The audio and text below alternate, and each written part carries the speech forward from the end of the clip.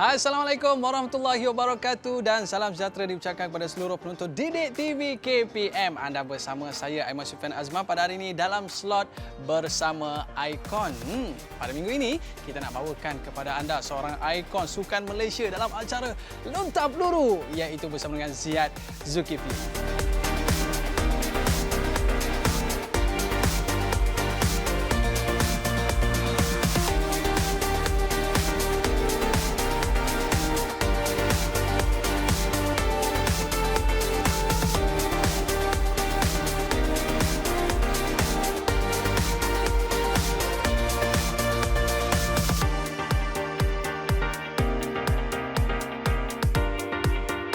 Hai, nama saya Ziyad Zulkifli, berusia 32 tahun.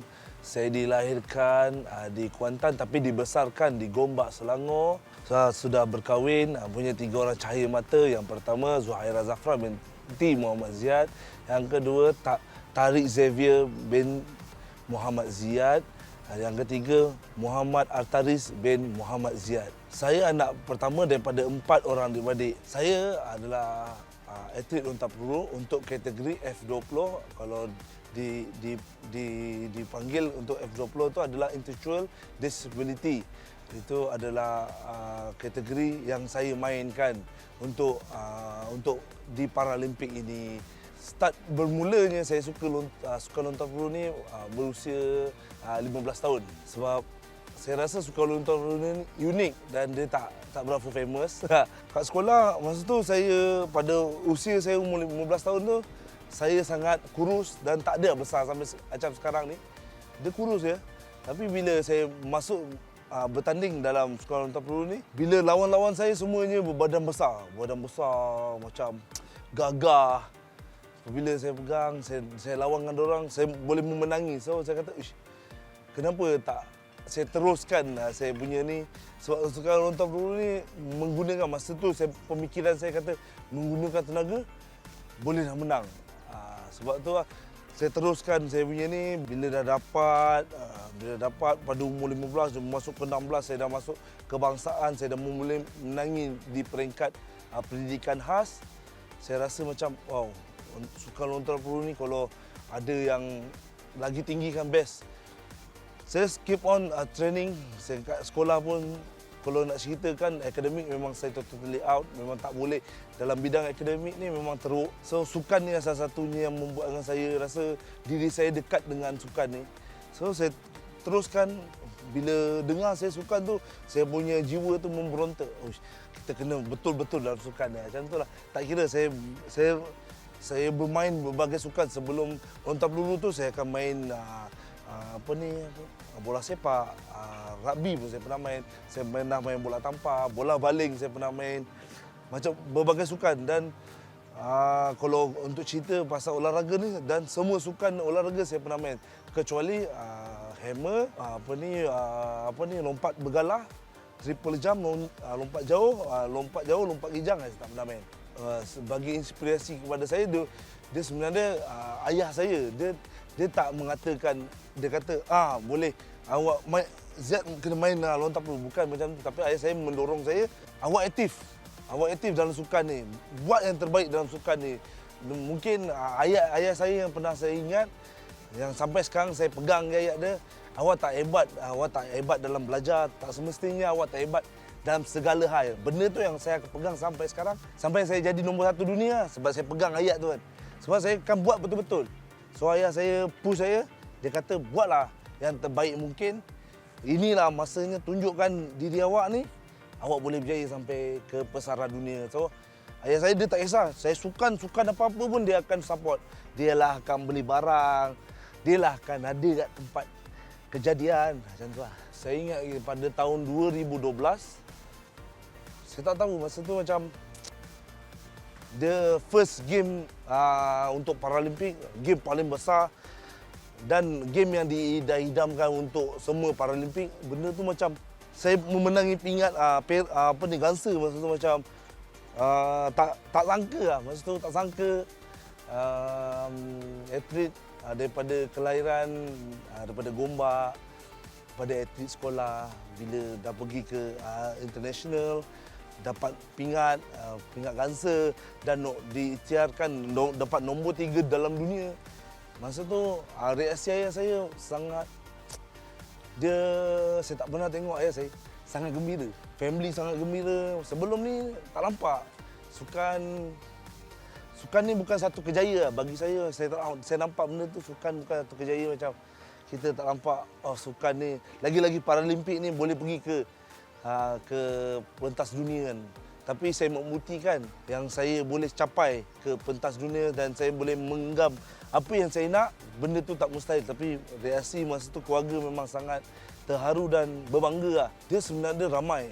Sebenarnya kalau daripada sebelum ni, saya ikon peluang tak peluru saya memang suka, saya memang empahir. Memang saya akan lihat dia daripada atlet pada Jerman, dia memang pakai skill yang saya pakai ni. Nama David Stoll, memang dia punya teknik memang cantik. Dulu memang saya tengok dia punya teknik, macam mana dia buat, apa benda latihan dia akan buat. Kita kena ada orang yang guide kita untuk kita macam tu lah, untuk menjadi yang terbaik. Pada tahun 2017 saya dapat 2017 betul. Masa tu saya training tempat yang sama yang dengan dia.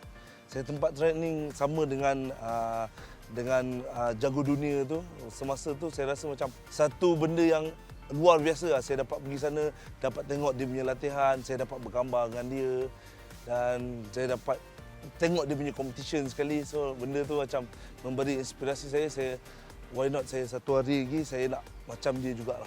Macam tu lah masa tahun 2017 masa tu. Dorang sebab dia macam saya kata tadi, dia satu sukan yang unik. Dia macam kita kena perlukan tenaga, kita nak baling, dia ada skill dalam ni. Bila kita lawan tu semua orang besar-besar macam. Dia satu keseronokan lah bila kita dapat satu benda yang kita latih, kita dapat dan kita memenangi. Benda tu macam satu penghargaan bagi saya lah, macam kita dapat kalahan orang berbadan besar macam tu lah. Jenis saya sebab saya melalui berbagai liku, saya melalui macam mana peritnya hidup. So saya bagi tahu kalau anak-anak saya kata dia tak kisah, dia suka, kalau nak sukan betul-betul, saya tak kisah, saya akan support dia 100%. Kalau dia nak pergi ke bidang lain pun, saya akan support dia 100%. Saya tak nak tekankan akademik kena buat akademik. Saya tak nak yang tu sebab saya mengalami itu. Sebab saya tak suka, saya kena buat juga. So minat tu takkan pergi jauh. Kalau dia ada minat, dia nak buat tu, saya akan support dia 100%. Kalau dalam sukan nak buat betul-betul, buat betul-betul. Itulah saya akan nasihat anak-anak dia.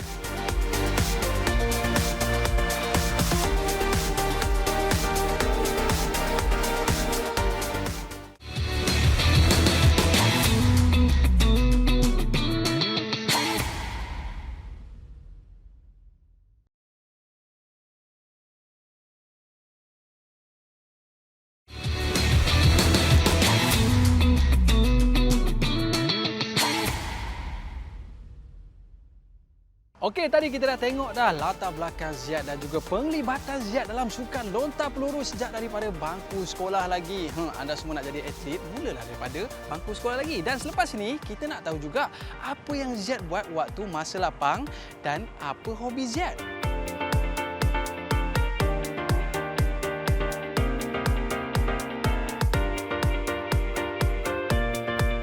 Okay. Saya selalu lepas subuh dalam pukul 6, saya dah bangun, saya dah solat subuh. Selepas saya solat subuh, jam 7, saya akan breakfast lah. Saya akan breakfast, makan sikit untuk perut tu tak lapar, untuk continue pukul 7. Pukul 8 saya dah mula start warm up dalam setengah jam. Pukul 9, dari pukul 8 sampai pukul 11 selalunya training saya.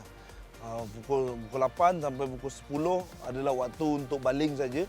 Pukul 10 sampai pukul 11 selalunya dalam gym lah. Saya akan habis dalam gym setiap hari, benda yang sama saya akan buat. So dalam training pukul 8 sampai pukul 11, setengah 11 saya akan stop, saya rehat. Sampai pukul 4 petang, kadang ada training, kadang-kadang tak ada training. Pukul 4 sampai pukul 7 malam pula semi training. Rutin tu setiap hari saya akan buat sampailah hari Sabtu. Hari Sabtu pagi saja, start jam 8, kadang-kadang sampai pukul 12. Itulah rutin saya hari-hari. Sabtu petang sampai Ahad saya akan bersama dengan keluarga. Dalam tournament perbezaan, okey. Kita akan tengok hari apa dia punya tournament. Contoh jatuhnya competition dalam dia punya game tu dalam hari Rabu, so tak ada stop. Untuk training tak ada stop daripada Isnin, Ahad pun ada training, hari Ahad, Isnin, Selasa ada training. Tapi dah nak dekat competition tu, dia punya training ni tak adalah berat lah. Dia macam training sikit, tapi continue training. Dapatkan feel untuk competition pula. Sebenarnya kalau nak cerita secara jujur ni, orang rumah saya bukan ahli sukan. So, tahun pertama sampai tahun ketiga ada konflik juga sebab saya tak ada masa untuk family. Saya pergi keluar, so dia macam bergolak. Lepas tu kita makin lama dalam usia kahwin tu makin matang. Dia pun tahu, saya pun luang perasaan. Saya hari-hari macam ni training saya penat, saya perlukan cukup tidur, saya perlukan ni. Okay, alhamdulillah orang rumah saya mula faham dengan jadual saya tunjuk jadual. Lepas ni ada game ni sekian, saya akan pergi sini-sini. Kebanyakan saya akan tinggalkan dia. So, membagikan masa adalah Sabtu, Ahad dia. Hari yang saya ada untuk bersama keluarga, Sabtu, Ahad. Sabtu pun kadang ada training, saya akan bawa anak-anak saya main sekali lah. Kadang-kadang biar mengenal, biar dia explore apa bapa dia pernah buat, macam tu lah. Untuk weekday saya memang saya tak ada bersama dengan diorang lah. Tapi untuk Sabtu Ahad saya akan bawa diorang pergi ke taman, tengok apa benda lah, pergi ke laut ke, mandi laut, pergi kolam, mandi kolam macam tu lah. Okey, kalau ada, selalunya kalau nak cakap memang tak ada masa untuk buat aktiviti. Selalunya kalau saya dapat masa, selalu saya habiskan masa, saya akan pergi memancing. Contoh pergi memancing, lagi saya akan ajak rumah saya pergi tengok wayang, benda tu kan. Dan kebanyakan masa lapang untuk family, selalunya saya akan bawa diorang pergi entertainment lah, untuk pergi macam pergi mandi ke pergi kita pergi macam tempat-tempat menarik. Yang first saya boleh memasak, yang kedua saya memancing, yang ketiga hobi saya adalah tengok wayang lah. Yang menarik selalu tengok wayang lah. Tapi kalau yang memasak, saya memang daripada dulu saya memang meminati bidang masakan ni. Saya pernah juga menjual char kway teow. Memang satu hari nanti saya akan realisasikan bila saya ada masa luang. Sebelum ni memang saya ada buka dan sekarang dah tutup balik. Saya nak fokus dulu. Nanti ada masa saya akan buka balik lagi. Kemungkinan untuk masak lah. So char kway teow ni saya kenal daripada kawan saya. Kawan saya punya kawan. Dia ajak saya, kata, jom goreng char kway teow, tengok macam mana, boleh tak? So saya kata masa tu memang tak ada buat apa-apa. So saya kata saya ikut je lah sebab saya nak cuba jual char kway teow. So bila dah mula goreng, seronok pula. Daripada goreng tu kita mengenal macam mana nak goreng ni, macam mana nak masak ni, masak Thai. Kawan-kawan ajar lah dari situ. Saya boleh masak berbagai menu sebenarnya. Tak ada rasa bagus mana, tapi bagi saya rasa puas hati diri saya tak tahu orang lain. Untuk saya punya tekak, saya kata okey, sedap.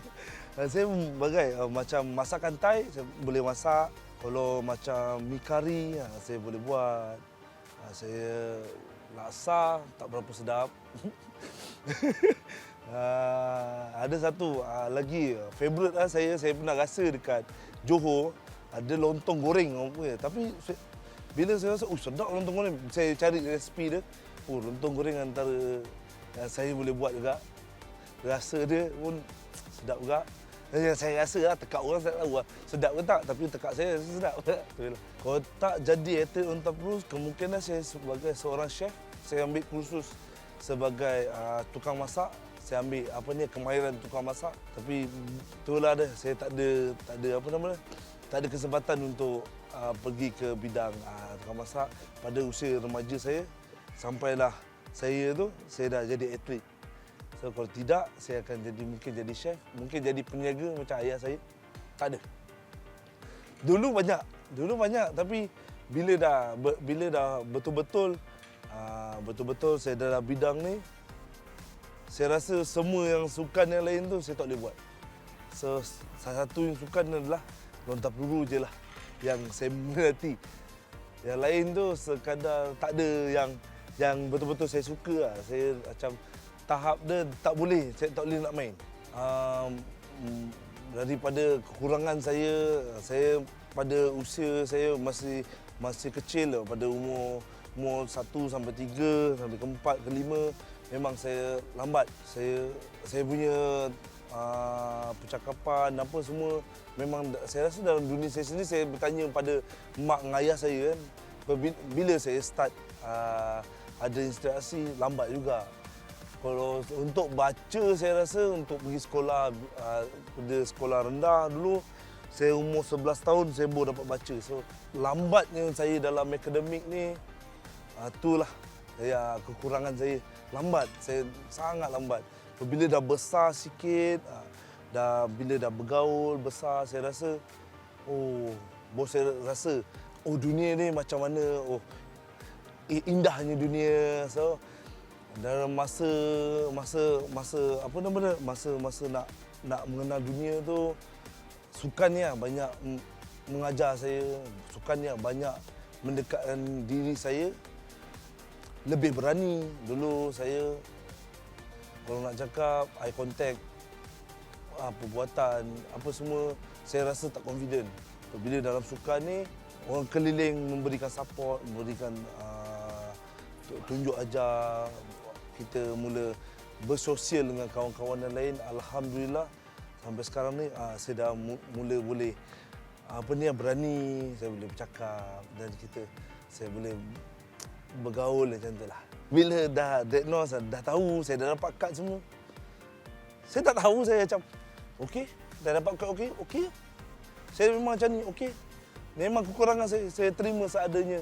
Masa tu pun saya rasa saya okey, tak ada masalah.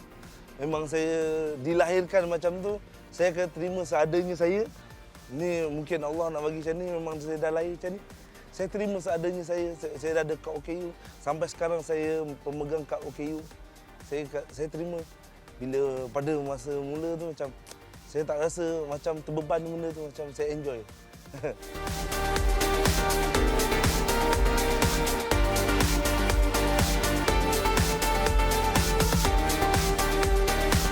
Oh, tu dia kita tengok Ziad walaupun nampak berbadan sasa tapi pandai masak tau.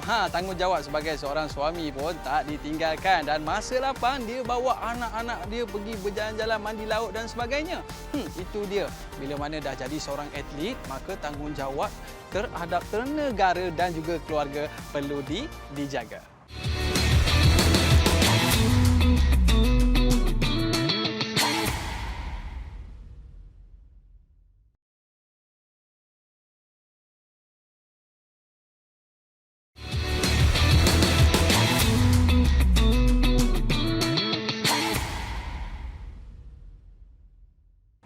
Seronok betul dapat jadi macam Ziad, dapat mengibarkan jalur gemilang di negara-negara luar sana. Dan selepas ini kita nak tengok apakah kejayaan yang digapai oleh Ziad Zulkifli dan apa pengalaman manis dia. Dan nak tahu tak apa pengalaman pahit yang dihadapi olehnya? Pasti memberikan kita semangat dan juga motivasi.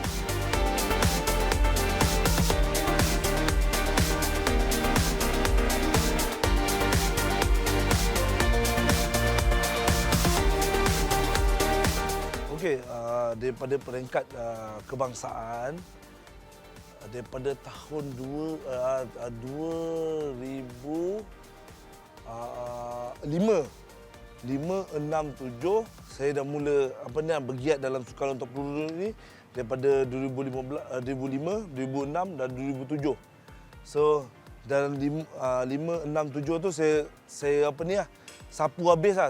Orang kata sapu bersih. Menangi pingat emas dan pingat emas. Daripada masa 2008 dah mula rasa macam diri tu dah habis sekolah kan.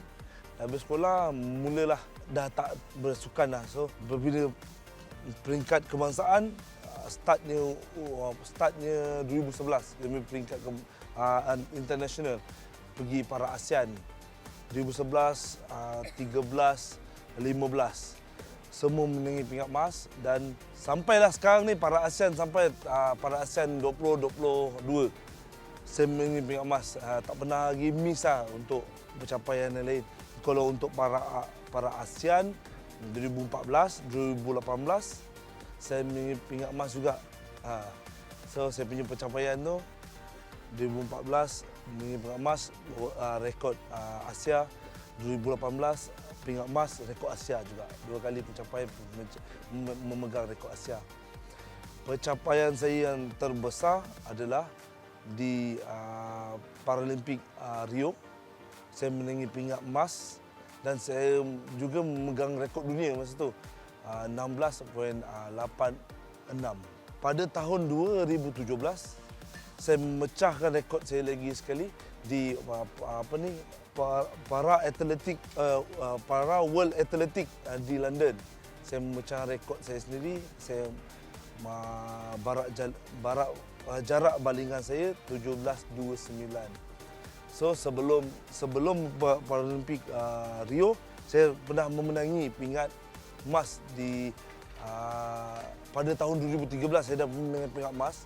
Tapi itu tak ada memecahkan rekod apa, tapi saya orang pertama dalam olahraga memenangi peringkat emas di kejohanan dunia. So situ satu benda yang berbangga pada diri saya. Pada 2012 saya menangi peringkat gangsa. Bila 2013 saya menangi peringkat emas.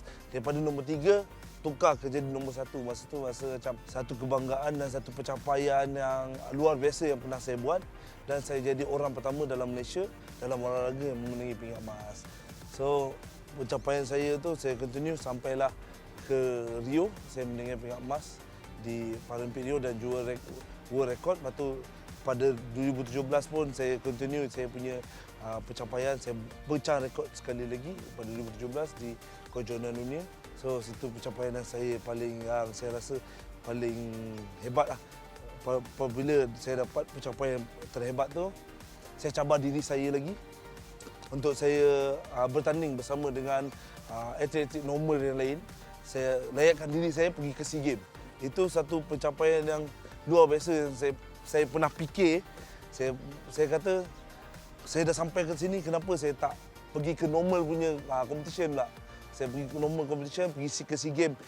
Buat pertama kalinya saya competition SEA Games di SEA Games Kuala Lumpur pada 2017. Masa tu saya rasa macam saya dah qualified secara merit kategori A. So saya masuklah competition tu. Saya dapat masa tu jarak balingan saya 17.12.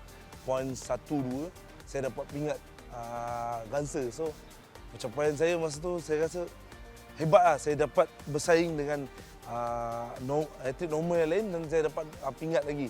So saya continue lah. Saya punya tu saya masuk SEA Games Filipina pada tahun 2019. Saya tukarkan peringkat daripada gangsa pergi ke perak. Lepas tu SEA Games Vietnam kali ni saya tukar balik lagi. Tak bukan emas, gangsa balik. So selama saya bercimpung dalam dunia sukan untuk atlet normal juga, saya menangi peringkat juga. So situ pencapaian yang terbaik saya lah sebagai seorang atlet Paralimpik. Pergi ke atlet normal pun boleh dapat satu benda untuk negara. Okey, kalau anugerah lain saya pernah dapat anugerah daripada Sultan Selangor. Saya dapat 2 kali anugerah daripada Sultan Selangor yang pada tahun 2016 sekali, pada 2017 sekali. Dan saya pernah dinobatkan sebagai atlet Paralimpik Malaysia sebanyak 2 kali, pada 2013 sekali, pada 2017 sekali. Detik tu saya rasa sangat luar biasa untuk diri saya. Memang saya training gila-gila. Saya training dekat ring ni memang betul-betul untuk saya capaikan saya punya matlamat. Memang matlamat saya daripada mulanya saya sukan saya nak menjadi atlet Paralimpik lontar peluru terbaik di dunia. Bila saya training, bila saya dah capai impian satu, momen tu takkan saya boleh lupakan lah, sebab momen tu adalah momen yang terindah pada diri saya. Memang saya takkan lupakan sebab benda tu bila kita dah capai, benda sebelum ni kita menjalani satu kehidupan yang pahit, bila kita dapat capai impian kita, itulah satu benda yang paling manis dalam hidup yang saya rasa. Satu anugerah lagi saya rasa dapat mendirikan sebuah keluarga, dan anugerah terindah adalah saya dapat 3 orang cahaya mata. Tu ada satu anugerah yang saya rasa lagi indah daripada semua, sebab saya tak percaya juga sebenarnya saya sebagai anak istimewa dapat bersama dan membentuk satu keluarga dan dapat ada satu keluarga yang bahagia sampai ke hari ini. Pengalaman pahit pada tahun lepas, pada 2021, ada itulah pengalaman pahit yang sebenar saya rasa. Paralimpik Tokyo tu adalah pengalaman pahit saya. Benda tu sangat pahit untuk diceritakan. Dan benda tu saya dah move on. Untuk saya pulih sebenarnya, saya ambil masa, saya rasa dekat 7 ke 8 bulan saya ambil masa untuk saya wake up balik, untuk saya berdiri balik. So sangat lama. So benda tu peristiwa yang paling pahit yang pernah saya telan, dan sekarang saya dah buang benda tu, saya nak ambil yang enjoy. Kecederaan yang paling serius pernah saya alami adalah saya retak pada jari telunjuk saya masa saya baling. Kesan jahitan dan kesan operate tu masih ada sampai sekarang. Ini antara salah satu penyebab orang takut gak sebenarnya nak main lontar peluru ni, sebab dia akan mengambil satu kecederaan yang sangat serius. Masih ada lagi retak dia punya skru masih ada di dalam. Itulah kecederaan yang paling serius. Lain-lain tak ada. Kecederaan ni berlaku pada tahun 2014, masa tu ada Grand Prix Paralimpik di Tunisia. Saya untuk melayakkan diri saya pergi ke Asia Games masa tu. Saya masuk competition tu. Pada balingan pertama saya dah buat satu kesilapan yang tak patut saya buat sebagai seorang lontar peluru. Saya baling menggunakan satu jari saja. Saya rasa macam masa tu karier saya macam boleh lagi saya teruskan. Saya dapat kesan macam ni lah. Tapi dalam masa yang sama, alhamdulillah Allah bagikan recovery tu cepat. Pada 2014 tu saya pergi Asia Games, tangan saya masih masa tu bawah 70% nak sembuh. Saya dapat memecah rekod Asia lagi masa tu. Liku dia banyak kepada psikologi. Orang kata daripada ejekkan orang, daripada kata-kata negatif orang, saya hindarkan benda tu sebab saya percaya pada diri saya percaya kepada apa tujuan saya. Sebanyak kalau kita dengar cakap orang, kita dengar cakap orang, kau ni sukan tak boleh pergi ke mana, kau punya prestasi boleh sampai ke situ je. Kalau bila dengar cakap orang, saya rasa benda tu takkan pergi ke mana. Sebab saya dengarkan cakap hati saya dengar cakap saya punya ayah dengan mak saya. Diorang sokong saya pada belakang, buat apa saya nak dengar cakap orang, diorang kata saya tak boleh berjaya, saya tak boleh pergi ke mana, lagi-lagi anak istimewa, lagi kena cacian, tomahan pada orang, kata-kata negatif. Awak dalam sukan ni, lagi-lagi sukan, dan istimewa sukan pula tu kan. Dia kata, awak takkan boleh pergi ke mana, takkan sampai ke mana-mana pun, sebab sukan ni tak ada masa depan. So saya hindarkan benda tu. Saya macam macam benda tu tak penting, sebab orang tua saya support. Awak siapa? Kalau awak orang tua saya akan dengar. Tapi orang tua saya sendiri ada di belakang saya memberikan kata-kata positif. Saya hindarkan orang cakap apa. Saya fokuskan saya punya sukan ni. Saya buat betul-betul sampai ke peringkat dunia. Sekarang saya tunjukkan kepada yang memberikan kata-kata negatif. Sekarang saya dah di atas, saya dah memegang rekod dunia dan saya dah boleh berdiri atas kaki saya sendiri. Apa lagi yang perlu, yang belum cukup lagi.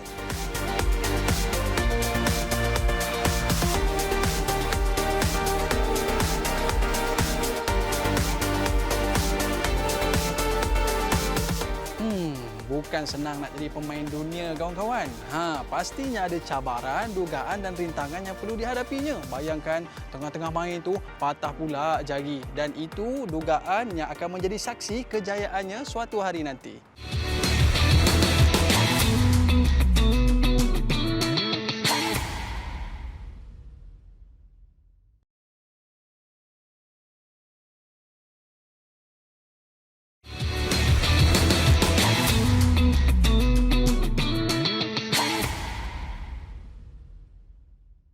Okey, kita bersama dengan Ziad Zulkifli, ikon sukan negara Malaysia kita. Bukan senang nak jadi atlet kan Ziad kan?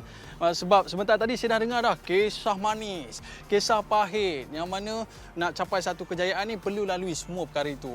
Tapi kita terbayang juga 10 tahun akan datang, agak-agak Ziad berada di mana agak-agak? Kemungkinan 10 tahun akan datang saya akan meneruskan legasi saya sebagai atlet unta peluru kepada generasi baru dan juga kalau ada yang berminat untuk dengar cerita saya, mungkin saya akan jadi motivator. Mungkin jadi motivator. Kita tak tahu. Kita boleh berkongsi kita punya pengalaman, kita boleh kongsi kita punya pahit, kita boleh kongsi apa yang saya pernah terjadi, macam mana nak menempuh sebagai anak istimewa ni, apa akan terjadi. Mungkin kita tak tahu. Siapa tahu kita akan jadi apa. Mungkin orang nak dengar cerita saya, diorang nak panggil saya, bagi motivasi, kita bagi motivasi. Saya yakin di sekolah-sekolah kat luar sana pun mungkin nak panggil Ziad, nak dengar cerita macam mana jalan kejayaan Ziad kan. Betul. Dan kalaulah ada yang nak panggil Ziad untuk jadi coach untuk lontar peluru ni, adakah 10 tahun lagi akan jadi coach? Ya, betul-betul. Memang itu salah satu yang saya impikan lah. Saya nak teruskan saya punya sukan lontar peluru ni tak tamat macam tu lah. Tak tamat kepada saya punya generasi, takkan tamat. Saya nak apa yang ilmu saya dapat, saya akan share lah. So bagi berkembang ilmu tu, okay, saya dah pernah untuk anak-anak istimewa ni, saya dah sampai ke peringkat dunia. Saya nak cari pelapis sampai ke peringkat dunia. InsyaAllah satu hari nanti dalam 10 tahun. Saya pun rasa termotivasi lah dengan Ziad kan. Okey Ziad, saya yakin di pertandingan yang cukup hebat, ya, muka pun nak senyum pun dah tak boleh dah waktu tu. Tapi sebenarnya kita nak tahu waktu pertandingan tu kan, apa moto yang Ziad pegang sampai Ziad boleh mendapat kemenangan dalam pertandingan tersebut? Kita dah buat sebaik mungkin. Dalam training kita dah buat. Dia macam saya punya pemikiran adalah kita hari ni pergi sekolah, hari-hari kita belajar. Apabila satu tarikh tu adalah pemeriksaan. Betul? Pemeriksaan. So kita kena buat pemeriksaan 100%. Serius? 100%. Macam itulah saya dalam sukan lontar peluru. Saya pemikiran kata semalam saya sakit. Hari ni nak yang terbaik lah. Saya akan buat yang terbaik dalam saya punya competition. Itulah yang bermain dan bagi motor saya untuk saya terus maju adalah saya kata pada hari semalam saya sakit, hari ni saya nak. Mungkin waktu tu Ziad terbayang keluarga kat rumah kan. Ada keluarga aku kat rumah ni, aku kena jadi juara ni kan. Betul. Jadi pembangkit semangat kan? Pembangkit semangat, betul. Itu tak dinafikan lagi. Itu memang antara salah satu dorongan yang pertama lah yang bermain di benak pemikiran masa tu. Okey. Ya, betul. Jadi Ziad bila masuk pertandingan peringkat yang tertinggi ni lah, pastinya Ziad ada satu impian dan cita-cita di masa akan datang ni kan, mesti ada impian dan juga kepada keluarga Ziad tu sendiri. Boleh ceritakan? Okey, impian saya adalah saya nak buat yang terbaik dalam hidup saya ni. Saya akan buat yang terbaik mungkin sebagai anak istimewa ni. Saya akan buat yang terbaik mungkin dan saya akan buat terbaik juga untuk keluarga saya. Macam itulah. Saya tengok kalau contoh anak-anak saya nak pergi ke mana, kalau dia minat bidang sukan, go on. Saya akan support 100% dan juga kalau dia minat belajar, go on, buat yang terbaik dalam bidang belajar, buat capai ke Menara Gading.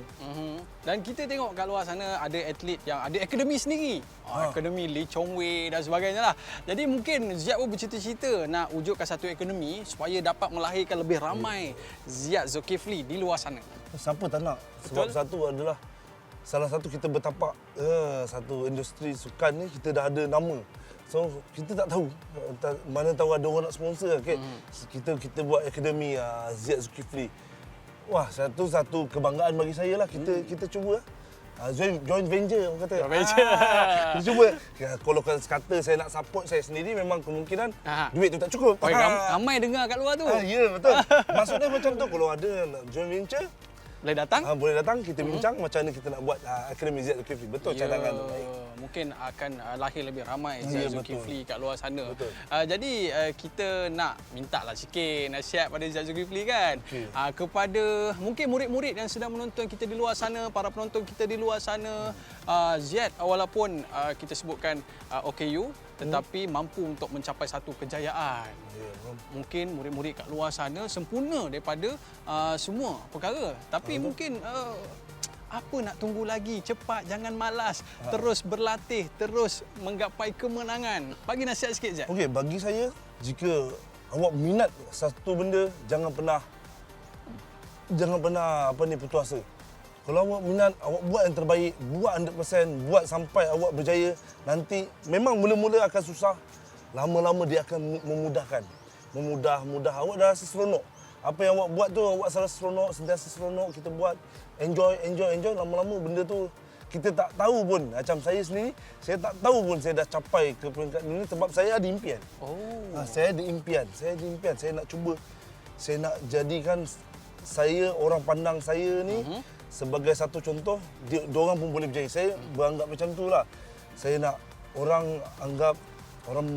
saya memberikan satu titik motivasi untuk diorang. Saya yang anak istimewa ni pun boleh berjaya. Kenapa yang orang lain yang bukan istimewa tak boleh berjaya? Benda tu tak mustahil. Kalau kita betul-betul minat, kita buat betul-betul, insya-Allah ada jalannya, ada pemudahkan segala urusan. Sebenarnya Ziyad kan, ramai peminat Ziyad kat luar sana tu. Dia macam-macam benda yang dia balik kat rumah tu kan. Tapi mereka nak mula bila ni Ziyad? Adakah nak tunggu habis sekolah? Nak tunggu waktu bila ni? Waktu yang sesuai nak mula ni, nak jadi seorang atlet ni Ziyad? Okey, sebenarnya dia tak ada had umur sebenarnya.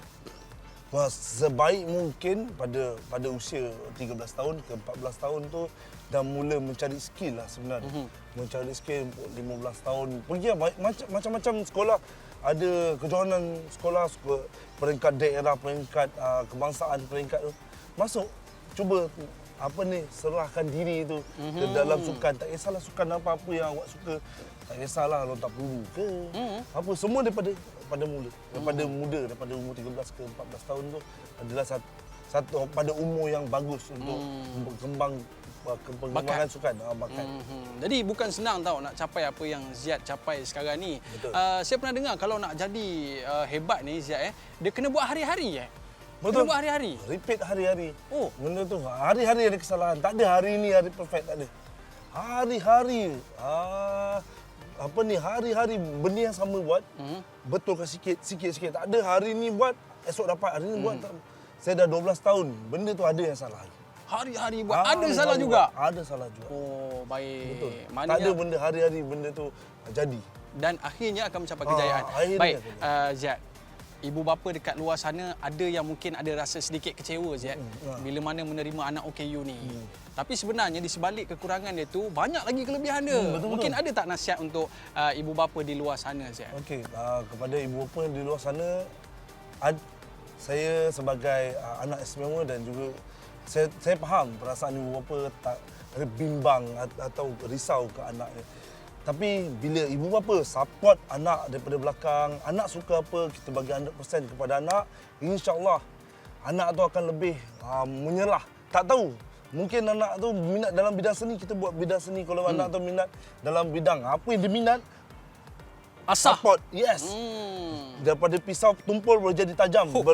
Kalau kita betul-betul ada di belakang dia, kita jadi pengasah bakat dia. Lama-lama dia akan jadi tajam, dia akan jadi boleh berjaya di mana-mana saja. Itulah saya macam ayah, mak bapak saya sendiri selalu yang berada di belakang saya sampai saya berjaya. Macam anak-anak Ziyad nanti akan ikut jejak langkah Ziyad ke?